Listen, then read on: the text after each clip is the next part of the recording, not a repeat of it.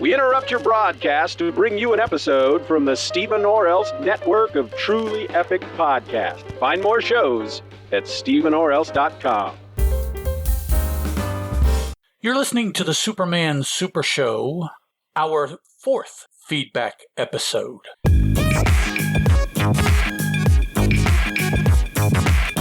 Hello, and welcome to the Superman Super Show. I'm a host. My name is Ed, and 1,000 miles, which we now understand somebody likes the reference. Over there to my right is another host, Mr. Steeven Orr. Hello.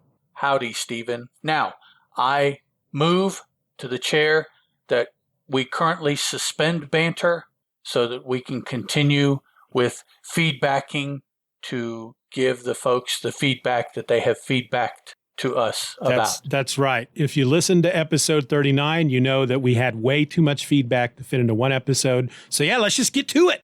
All right. So it looks like for episode 29 from the forum, we had some feedback from Kyle on November 28th. Oh boy, there's one behind, aren't we? There's one right before that one. Yeah. Oh, I'm sorry. The Radio Superman on Twitter tweeted us on October 5th about episode 25. And he said, I do remember at John Reed's Comics, excellent podcaster. Go out there and check out his stuff. He has much stuff. And he has he's in a very, very positive frame of mind recently. He's had some life changes that seem to have emoted him favorably, too. Congratulations, John. Way to go, man. He has some good theories about Superman being able to control where he goes while descending in the air. He talked about on his Golden Age Superman podcast. I like to think he can fly and just doesn't know it yet. Gas, the Golden Age Superman, also covered the other features in Action Comics. I do remember listening to that show when it was current, when John was making them. I believe he has shuttered that show and has moved on to some of his other interests. Still has a lot of Superman interest currently as well. But yeah, I do remember the show. I don't remember him speaking specifically about that issue that we have pointed out about Superman. And it's funny that this should come up in the feedback because one or both of the stories that we read that we will get to here in a little bit, hopefully, I noticed some issues of a flying Superman doing some things that I'm like, which is funny to think. The laws of physics don't allow that. I know it's a comic book, but still, there are laws you have to follow if you're going to say that certain things happen. Because, if certain things then certain other things have to happen. And, so you can't just, in a line of things, say, well, I want this one and I want that one.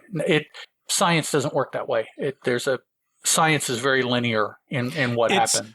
So it's very funny, us comic book fans, how much we will put up with and suspend our disbelief on.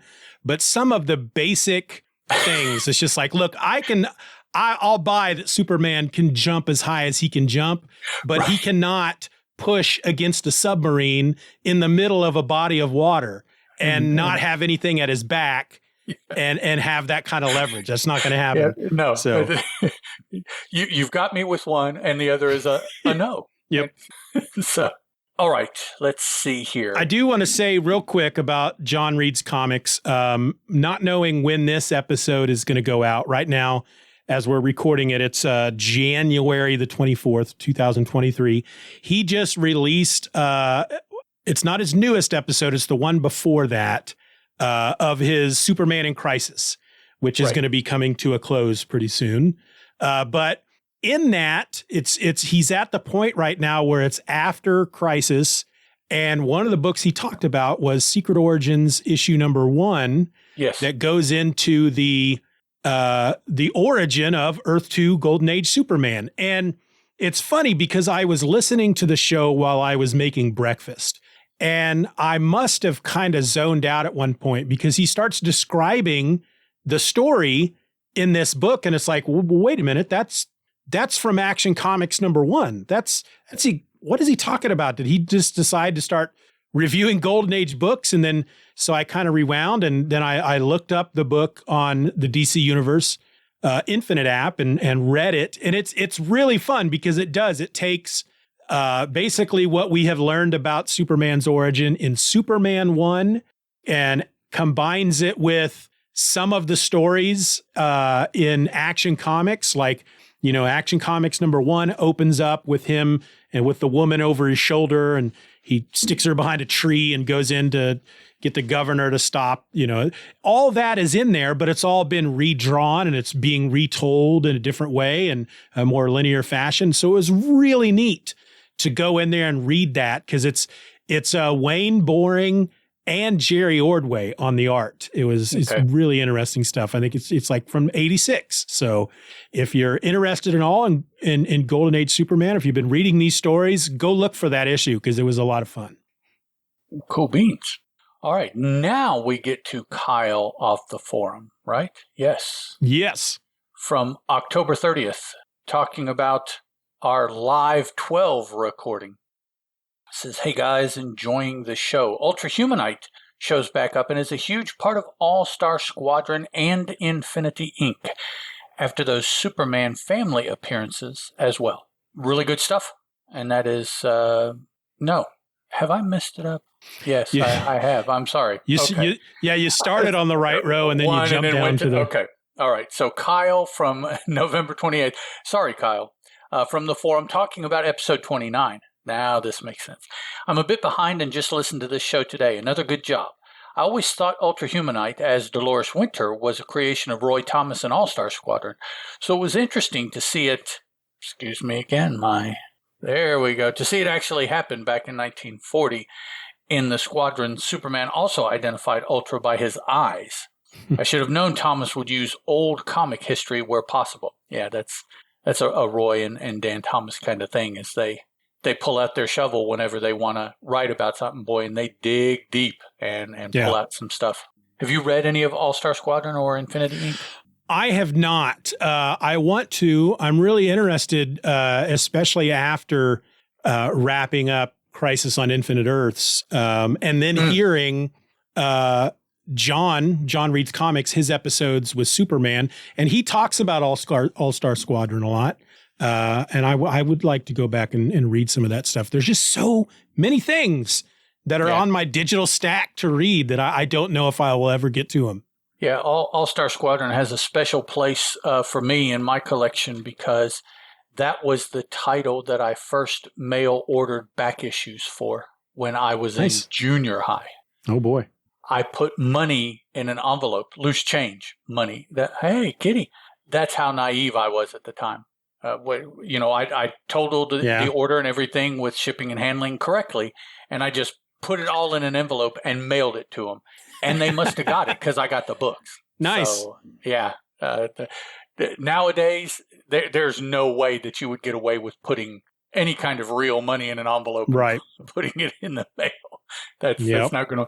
Not that I'm disparaging against anybody with the Postal Service, but I worked for the Postal Service for a year and a half. My dad retired from the Postal Service. I've seen some stuff. I'll just say that. Okay. You were there. I was there, man. All right. Now on November 30th, on Twitter, in response to the Live 12 recording from Dr. Strange, who is Billy D_Licious on Twitter. Hey guys, enjoying the show. Ultra Humanite shows back up and is a huge part of All-Star Squadron and Infinity Inc. after those Superman family appearances as well. Really good stuff. Billy knows what he's talking about because he has an All-Star Squadron podcast. And I believe they are moving to, or have already, I don't believe they've moved to yet, but they're getting ready to move to Infinity Inc. because it's the quote-unquote children of the All-Star Squadron. They're also going to be talking about, what was the other? There was another one that had Neptune Perkins and Young All-Stars. They'll be talking about the book Young All-Stars as well. So, what's the name of his podcast? That's a really good question. I don't. All right. Well, I'll look him up on Twitter. I'm sure I'll find it. He's been he retweets a lot of our stuff recently. Whenever we put up something about one of our episodes. A World on Fire, an All-Star Squadron podcast. And, I'm just thinking that if I don't have time to read the books, I could listen to the podcast, That's where I get a lot of stuff from. But yeah, he has had several co-hosts, and they have finished covering All-Star Squadron, which is 60 in the mid 60 issues, I think 63, something like that. And yeah, they're getting ready to move on to some other books here. When I believe the show's kind of on hiatus right now, as they're kind of just taking a break from it. And when they get back to it, it'll be Infinity Inc. Yeah. My only comment I want to make on his feedback is that I recently learned that there was a crossover storyline between Justice League and Justice Society back when Brad Meltzer was on Justice League and Jeff Johns was on Justice Society. And I don't remember what the main point of the story is, but apparently during that story, one of the B or C stories is Dolores, what's her name now? I can't remember her last name. Dolores Winters having the Ultra-Humanites' brain taken from her and put into the white gorilla. The white, yeah, you told me about that, I think, or somebody did, and you had read it or something, yeah. Yeah, so I have that as a Comixology Unlimited. It was available at the time. I don't know if it still is, but it's sitting there in my queue waiting for me to read. I just have to find a chance to read it.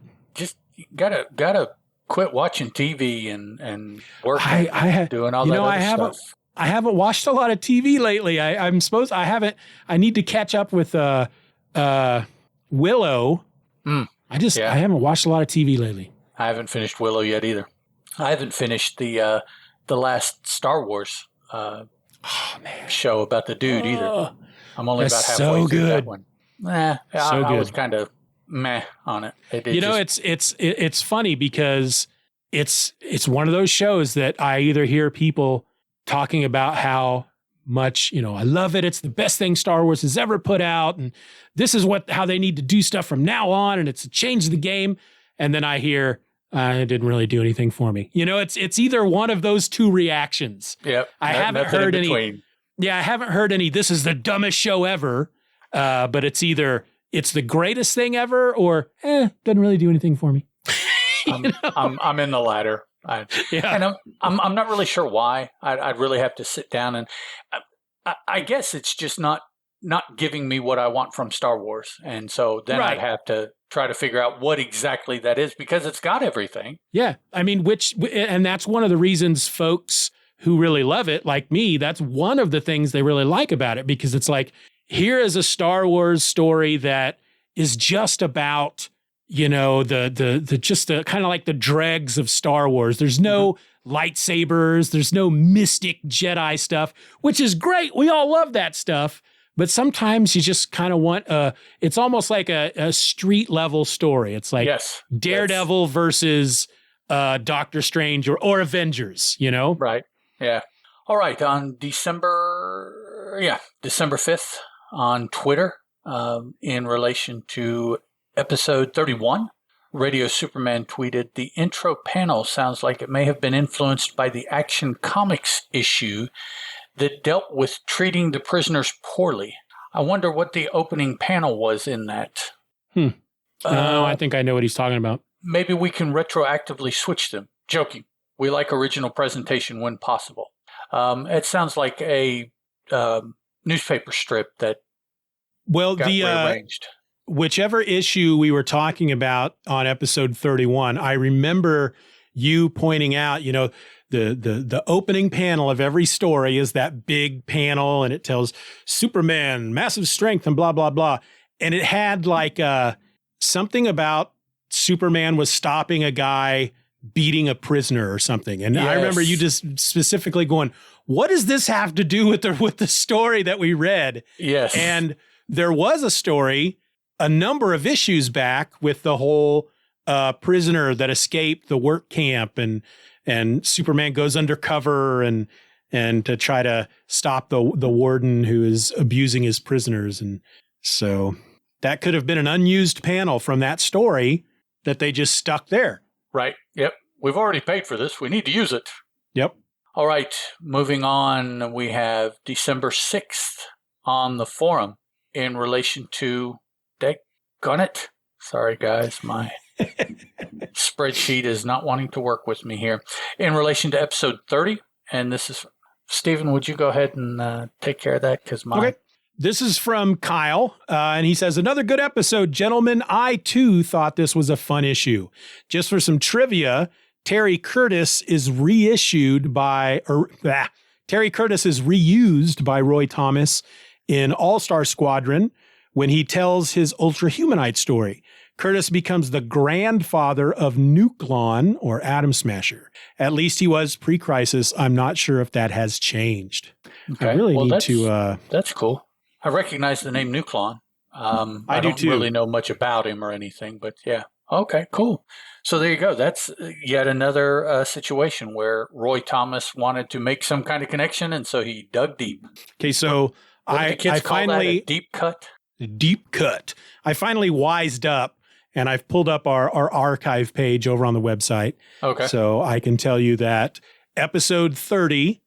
we were talking about Action Comics number 21, Superman and the Atomic Disintegrator. Okay.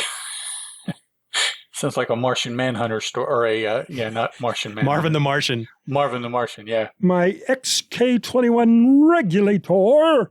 I remember that being a really good story, though. That was a good Ultra Humanite story. You want me to do the next one?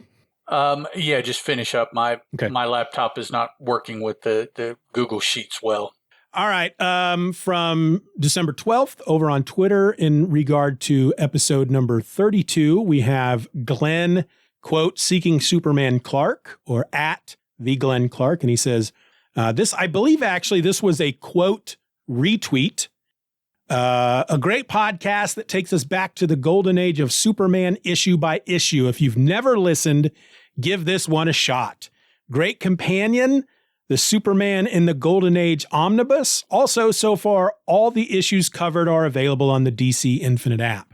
These are the kind of tweets I love. Anytime somebody is providing feedback or continuing the conversation on Twitter. And I also love tweets like this where they took our tweet for episode 32 and retweeted it and said, hey, people, you should come listen to this show, because that's how most podcasts these days gets listeners, is word of mouth. That's huge.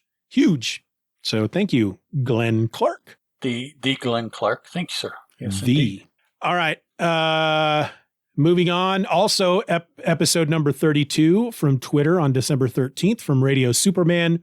The second episode of the Superman radio serial from February 14th, 1941.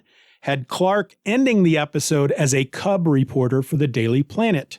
Superman Inc. came into being October 1939, and I would guess they wanted the Daily Planet name to be used in the comic books as well as radio. So let's see, episode 32, we were talking about Action Comics number 23, Europe at War, Part 2, and that must have been when they just suddenly stopped calling the paper the Daily Star and started calling it the Daily Planet. Yeah. Which is kind of weird, because based on this Secret Origins book that I read, which we talked about in the previous feedback episode, during Crisis on Infinite Earths, we get a lot of Superman from Earth 2. Superman from Earth 2 is supposed to be the Golden Age Superman, but his history has him as the editor, eventually marrying Lois Lane, and the editor of the Daily Star. So when they get into the Silver Age and they create the whole multiverse thing, the Golden Age Superman no longer works for the Daily Planet. It's back to the Daily Star. Right. Yeah. As an explanation of the differences. Oh, well, it was two different people. Yeah.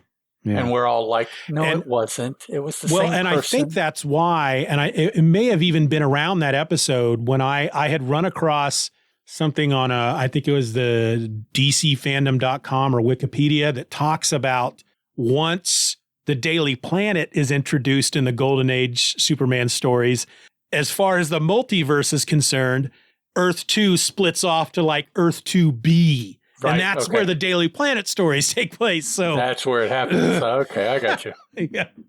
It's no wonder people were confused. It's no wonder Marv Wolfman felt we got to just destroy the multiverse. Right. That's we can't fix it. We just have to get rid of it. Right. And that's why we are where we are today. Yeah. Which is back to a multiverse, and not just a multiverse, but a positive multiverse and a negative, dark multiverse. And there's another multiverse here. Yeah. Multiple multiverses. That just, I was reading Dark Crisis and I got to that and I just went, all right, I can barely wrap my mind around a multiverse. I can barely wrap my mind around an antimatter universe and a positive matter universe. And now you're just throwing too much at me. I'm an old man. I can't keep all this, can't keep track of all this stuff. DC Comics continuity, as much as I'm loving new DC books versus Marvel books, and I'm a Marvel zombie, DC continuity these days is even more confusing, despite, good Lord, how many reboots and restarts have they had just since Crisis? You know, crap ton of them. All right, so the next bit of feedback, we're now jumping into 2023. This is from January 9th, and it was an email that was sent to us by Billy D., also known as Dr. Strange from Twitter. We had some of his feedback earlier, and he says, just dropping by to say I've been enjoying the show. These Golden Age stories are a hoot. I was able to grab a DC Showcase Superman Volume 2, I think. And as soon as you guys get to that point, I'll definitely follow along. Cheers, Billy D, a.k.a. Dr. Strange. Now, this is the guy you said does the All-Star Squadron? A World on Fire, yes. Okay. Is he British? No. Okay. Usually when somebody says cheers, they're. And I looked up that showcase, and I believe it starts with like Superman 242 or something like that. So I was like, that's right. Yeah. Yep. I did that too, because I included that in my response to him. That'll be a little while. I hope we're still around when we get to those. Yikes. Yeah. The cheers thing though, there's a really good quote from. Have you ever watched the show Community? No. There's a quick little moment between three characters where they're kind of crossing in the hallway, and one of them says, cheers to one, and the other guy goes, Frasier. And then there's a British teacher, and as he's walking by, and he goes, Faulty Towers, I win. And walks away. Yeah. Okay. I'm like, yes. I know Faulty Towers. Yeah. All right. We also have a bit of feedback, also from January 9th. This comes from the forum, and it's in response to episode number 36. That is when we talked about the fourth story in Superman number 4, Terror in the Truckers Union. And this is from Radio Superman. I agree with your sentiments that most of the people in Metropolis, especially the criminal element, should be aware of Superman by now. After all of his exploits to this point, I do wonder if the urban legend status that the radio serial was going for at the beginning influenced the comic books at all. Maybe Whitney Ellsworth, who I think was the editor, told Siegel and Schuster to dial back the public awareness of Superman. Just a thought I wanted to share, even though, as I've said on my podcast, I believe they are two different continuities. Again, I've referenced it several times. A couple of the stories that we read in preparation for tonight, one of them struck me as, how do you not know who Superman is by this point? Yep. Especially if you're a bad guy. I mean, know, now, I guess you could make an argument that a layperson who isn't constantly in the news may not be aware of Superman. But if you're somebody that is in the money racket scheme in Metropolis, you've got to know about Superman at this point. You have to. Yeah, but, it wouldn't surprise me to find out that what they were doing on the radio serial was being kind of, that agenda or whatever was kind of being pushed down to the comics, because it's the exact same thing that happened with the death of Superman, which plug I'm covering on Just Another Fanboy Presents. There you go. they were supposed to do the wedding between Lois and Clark. But because of the TV show that was coming up, Lois and Clark, The New Adventures of Superman, the people in charge, the Warner Brothers folks in charge of the show didn't want Superman to get married in the comics before it happened on the show. And that's when they just said, well, we got to come up with something else. And they came up with probably the most well-remembered Superman story ever. So, yeah, wouldn't surprise me. All right, we got two more left. Radio Superman also tweeted, still on November 9th, still with episode 36. He says, I second your podcast recommendation for worst comic podcast ever. I was able to meet the hosts at Planet Comic-Con and got this Wonder Woman omnibus at their panel. And he shows a picture of it in the tweet. And it's Wonder Woman by George Perez, Volume 2, which makes me wonder how local he is to me. Because if he's going to Planet Comic-Con, that's my backyard convention practically. So, well, you should ask him. The thing is that I never go because it's frickin' expensive. Just for one day to go is frickin' expensive. So, but yeah, maybe one of these days I'll go and then I'll announce it and say, hey, anybody who wants to meet this guy right here, you have to make the first move because I'm socially awkward. Yep. All right. Last one. This is an email that we received on January 15th, and it was signed by Marvel X42. And they just say, been listening to your show. Great so far. There are so many good podcasts that have just ended or cut a lot of corners by not doing what they set out to do. I hope you keep going for quite a while. I agree. I hope we keep going for quite a while too. Thank you, Marvel X42 or Marvel by 42. Oh, yeah. I don't know. Maybe. Marvel times 42? Times 42. 42 is ringing. What, isn't that? It's the answer to the ultimate question. Isn't there an Agent 42 in Cap? Oh, yeah. Probably. I think that's Sharon. Maybe even Sharon Carter from the World War II days. Yeah. Agent 42. 42 is the answer to the ultimate question of life, the universe, and everything. Oh, was it 42? Hitchhiker's Guide to the Galaxy, yeah. It's amazing how often that number shows up in pop culture these days. And it's not always attributed to... Sometimes it is, but it's not always. I think that there's also a reference to Stanley Kubrick. And I don't know... I don't watch a lot of Stanley Kubrick stuff, but there's also a reference to a Bureau 42 that's coming to mind for some reason. I think it was is that a name of a podcast? Number. Yeah, I don't know. I think it was the number of I don't remember that baseball player's name. The first black professional baseball player. Oh, did he have number 42?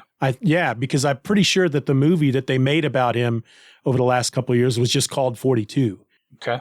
It bugs me that I can't remember his name. Of course, I'm not a sports guy, but that's all the feedback we have so far. Granted, I don't know how many episodes we've put out between this one and our third feedback episode, so we may have another batch of feedback ready for us by the time this episode goes out.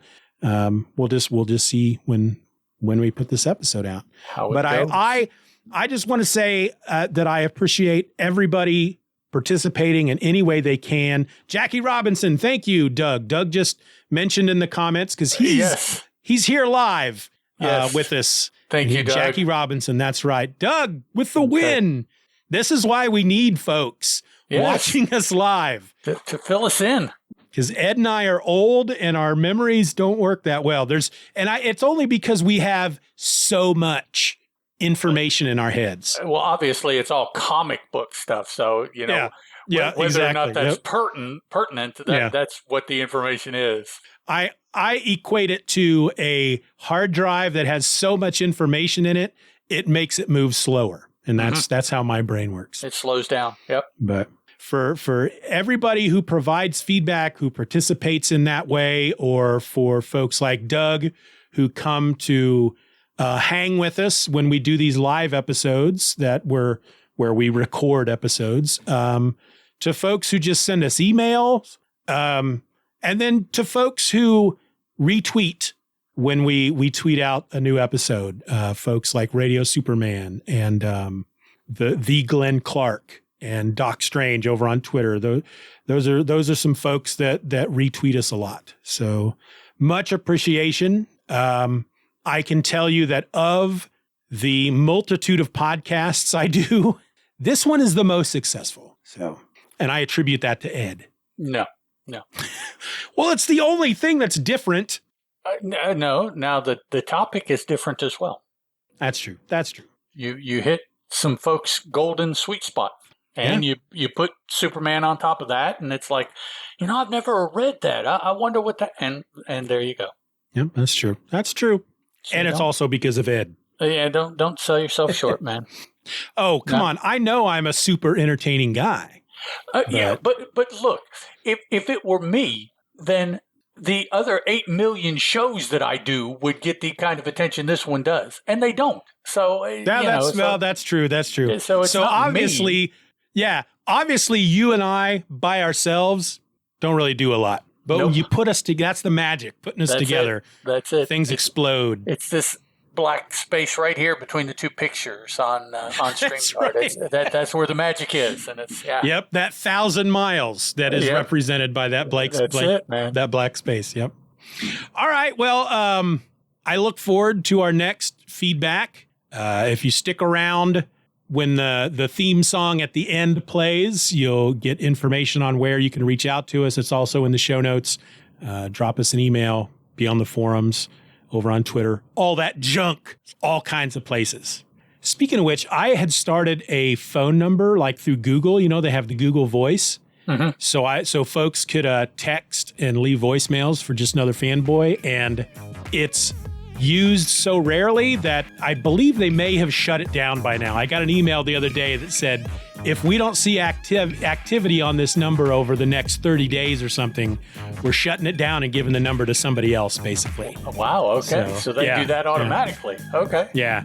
I need to check on that because I meant to start texting the number from my cell just so there'd be activity. Keep it live. But yeah, just to keep it there. But, anyway, folks, thank you for joining us. This was the Superman Super Show. My name is Steven, and that's Ed. Bye. Bye. You've been listening to the Superman Super Show. Questions and comments can be directed to the Superman Super Show at gmail.com. You can follow the show on Twitter under the handle @SupsSuperShow. That's @SUPS Super Show. And continue the conversation at the Super Show Forum at forums.justanotherfanboy.com. We also encourage you to rate the show wherever available and share this podcast with a friend. All links will be in the show notes. Superman is a copyrighted feature appearing in Action Comics magazine.